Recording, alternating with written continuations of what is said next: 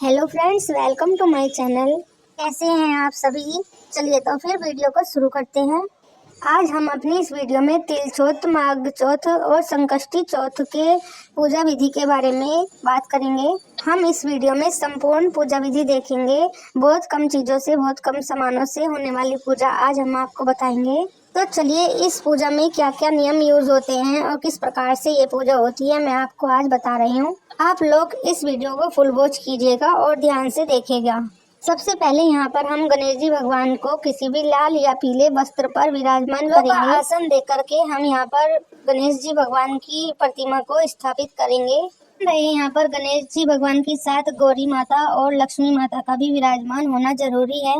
तो यहाँ पर हम गौरी माता का और लक्ष्मी माता की प्रतिमा को भी रखेंगे। यहाँ पर गौरी माता को हम सुपारी से भी बना सकते हैं और विराजमान कर सकते हैं। इसके बाद हम फूलों का आसन देकर कलश को स्थापित करेंगे। पूजा में कलश की स्थापना होना बहुत ज़्यादा जरूरी है।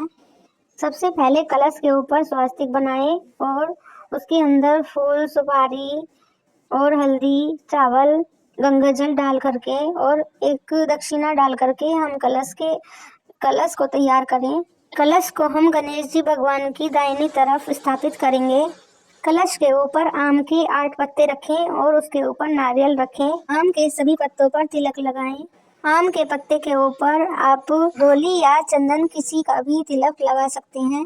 आम के पत्ते की जगह आप अशोक के पत्ते या फिर पान के पत्ते भी ले सकते हैं। कलश रखकर ही हमें पूजा करनी चाहिए। गणेश जी की पूजा में हमें फूल, हल्दी और तिल और दक्षिणा जरूर लेना चाहिए। तिल हम काले भी ले सकते हैं और सफेद भी ले सकते हैं। संकट चौथ की पूजा में तिल अनिवार्य है। तिल का भोग जरूर लगता है। किसी भी रूप में आप तिल का भोग लगा सकते हैं। सभी तरह की पूजा में कलश जरूर स्थापित करना चाहिए, क्योंकि कलश स्थापित करने से सभी देवी देवताओं की पूजा हो जाती है। बाकी आप अपने घर का भी नियम जरूर देख लीजिएगा। वैसे तो कलश के ऊपर हमने नारियल को रखना है। अगर नारियल ना हो तो हमें तिल की कटोरी भर के भी रख सकते हैं या चावल की कटोरी भी भर के रख सकते हैं। उसमें जरा सी हल्दी हमें डाल लेनी चाहिए, क्योंकि पीले चावल शुभ माने जाते हैं। हल्दी शुभता का प्रतीक होती है। हर शुभ कार्य में हल्दी जरूर यूज होती है। आप लोग जानते भी होंगे, हर पूजा में हल्दी का यूज जरूर होता है। हर पूजा में हमें घी का दीपक जलाना चाहिए और हमें सबसे पहले भगवान जी का, यानी कि जिस भी देवताओं की हम पूजा करते हैं, उनका आह्वान करना चाहिए। गंगा जल से हमें गणेश जी भगवान का या किसी भी देवी देवताओं का आह्वान करना है। उन्हें स्नान कराना, उन्हें वस्त्र रूपी कलावा या जनेऊ भेंट करना है और हमें गंगा जल से छिड़काव करना है, ताकि हम जहाँ पर पूजा करें वहाँ पॉजिटिव एनर्जी भरपूर आ जाए। उसके बाद हमें सभी देवी देवताओं को तिलक लगाकर इस पूजा को स्टार्ट करना है। तिलक लगाने के लिए यहाँ पर सब पीला चंदन या फिर सिंदूर, यूरोली का भी यूज कर सकते हैं। गणेश चौथ के दिन, तीज चौथ के दिन, इस त्योहार के दिन संतान की दीर्घ आयु के लिए व्रत किया जाता है। देवी देवताओं को कभी भी एक बार हमें तिलक नहीं लगाना चाहिए। तिलक हमें 2-2 बार ही लगाना चाहिए। गणेश जी के साथ साथ पार्वती माता और लक्ष्मी माता का भी हमें आह्वान करना है और उन्हें भी तिलक और जनेऊ जरूर चढ़ाना है और उन्हें भी गंगा जल का छिड़काव करना है। आप चाहे तो कोई पीला लाल कपड़ा, वस्त्र या फिर साड़ी वगैरह निकाल सकते हैं। लक्ष्मी माता को, पार्वती माता को चढ़ा सकते हैं। पुष्प अर्पित करेंगे। अपना नाम, गोत्र और अपने पति का नाम या पिता का नाम भी हम लेंगे। अगर अपना गोत्र पता है तो जरूर नाम लेंगे। अगर गोत्र का पता नहीं है तो कोई बात नहीं, आप नाम लेकर भी, खुद का नाम लेकर भी पूजा कर सकते हैं। इसके आगे आपको ध्यान रखना है कि हमें तिल चौथ की, यानी कि संकट माता की पूजा शाम को करनी है। दिन में या सुबह में इस पूजा को नहीं करना है। सुबह में तो डेली रूटीन जैसी पूजा ही करनी है। संकट चौथ की कहानी या कथा जो हम पढ़ते हैं, पूजा करते हैं, वो हमें शाम को ही करनी है। गणेश जी को पान का पत्ता और दोबड़ा बहुत ज्यादा प्रिय है, इसलिए हो सके तो पान का पत्ता और दोबड़ा घास, यानी कि दूब घास, गणेश जी को जरूर अर्पित करें। तिल का भोग प्रसाद रखकर आप भगवान जी को भोग लगा सकते हैं, भगवान जी को अर्पित कर सकते हैं। तिल का भोग प्रसाद आप घर में भी बना सकते हैं और बाजार से भी बना हुआ ला सकते हैं। आप गणेश चौथ पर शकरकंदी, गाजर और फलों का भी भोग लगा सकते हैं। फल भी भगवान जी को चढ़ा सकते हैं।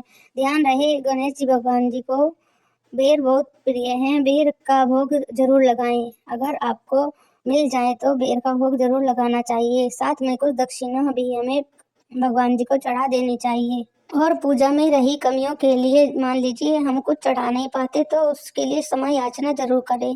आप अपनी श्रद्धा के अनुसार जो भी चाहे भगवान जी को चढ़ा सकते हैं। जो भी आपके पास हो वही भगवान जी को अर्पित कर सकते हैं। फिर शाम को गंगा जल में तिल का डालकर चंद्रदेव को अर्घ देना चाहिए। गणेश जी भगवान को हम पान के ऊपर पुष्प, काला तिल, सुपारी, दक्षिणा और रोली डाल रख कर भी भगवान जी को अर्पित कर सकते हैं। ये पान के ऊपर तिल वगैरह, फूल वगैरह रखकर भगवान जी को बहुत प्रिय है। इस दिन चंद्रमा को अर्घ अपने पति से या फिर बच्चों से भी दिलवा सकते हैं। इस दिन गणेश जी को कच्चा दूध भी अर्घ चढ़ाया जाता है। चंद्रमा को कच्चा दूध डालकर भी अर्घ दे सकते हैं। जो चीज घर में होती है उन्हीं सभी चीजों से भगवान जी की पूजा करें। जो भी मैंने आपको इस वीडियो में सामग्री बताई है, आप इससे अधिक सामग्री भी ले सकते हैं, इससे कम भी ले सकते हैं। ये तो श्रद्धा की बात है कि मन में जैसा श्रद्धा भाव होता है वैसा ही हम पूजा कर सकते हैं। यहाँ पर पूजा में कच्चा दूध हमें गाय का लेना चाहिए। वैसे अगर हमें गाय का नहीं मिल पाए तो हम पैकेट का दूध भी ले सकते हैं, लेकिन दूध यहाँ पर हमें कच्चा ही चढ़ाना है। उसके बाद हम गणेश जी भगवान जी से या सभी देवी देवताओं से क्षमा याचना करेंगे कि हे भगवान, जो भी हमारे से पूजा में कमी रह गई हो या गलती हुई हो उसे क्षमा करें। फिर बोले, हे विघ्नहर्ता, हमारे पास आइए, हमारे घर आइए, या फिर कलश के देवी देवता हमारे पास आइए और हमारी पूजा को स्वीकार करिए। ये सब बोलेंगे तो हाथ में हमें तिल और फूल रख लेने हैं और ये सब बोलने के बाद तिल और फूल भगवान जी को अर्पित कर देने हैं। इस तरीके से पूजा समाप्त होने के बाद धूप दीप या कपूर से आरती कर सकते हैं। आरती हम गणेश जी की करेंगे या फिर कोई और, अगर आपको भजन वगैरह आता हो तो वो भी हम कर सकते हैं। खाली कपूर जलाकर भी आरती कर सकते हैं। जो भी गणेश जी की आप आरती जानते हैं वही हमें कर लेने चाहिए। जैसे गणेश जी की ये वाली आरती बहुत ज्यादा फेमस है कि जय गणेश जय गणेश जय गणेश देवा, माता जकी पार्वती पिता महादेवा, अंधन को नैन दीजो कोड़िन को काया, बांधन को पुत्र दीजो निर्धन को।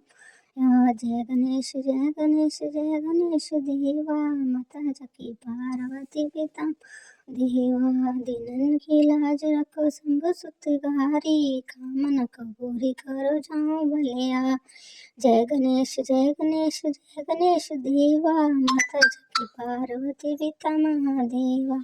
इस वीडियो में सब कुछ बताकर समझा चुकी हूँ। इस तरीके से आप सकट चौथ का व्रत कर सकते हैं। इस विधि के अनुसार ही सकट चौथ का व्रत किया जाता है।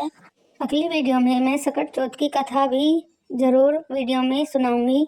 सकट वाले दिन उस कथा को भी जरूर सुनना। तो सकट चौथ की पूजा दिन सुबह यानी कि प्रदोष काल में कर लेते हैं। अगर आप इस समय पूजा नहीं कर सकते तो 7 से 8 बजे तक भी हम इस सकट चौथ की पूजा यानी कि सकट की पूजा कर सकते हैं। फिर रात को चंद्र उदय होने के बाद अर्घ दें। अपने बच्चे से दिलवाएं या फिर पति से दिलवाएं। अर्घ किसी से भी दिलवा सकते हैं और उसके बाद भोग लगाकर अपना व्रत भी हम खोल सकते हैं। सबसे पहले व्रत खोलने के लिए हमें तिल का प्रसाद ही ग्रहण कर लेना चाहिए। उसके बाद ही हमें बाकी का खाना खाना चाहिए। चंद्र देवता जब दिख जाते हैं तभी आप लोग अर्घ दीजिएगा। बिना चंद्रदेव के देखे अर्घ नहीं देना चाहिए। तो वीडियो कैसा लगा दोस्तों जरूर कमेंट करके बताइएगा। मेरी वीडियो से आपको अगर कुछ भी अच्छी जानकारी मिली है तो मेरे चैनल को सब्सक्राइब कीजिएगा और मेरी वीडियो को लाइक करें, शेयर करें और ऐसे ही अपने देवी देवताओं की पूजा करते रहें। राधे राधे जी सभी को।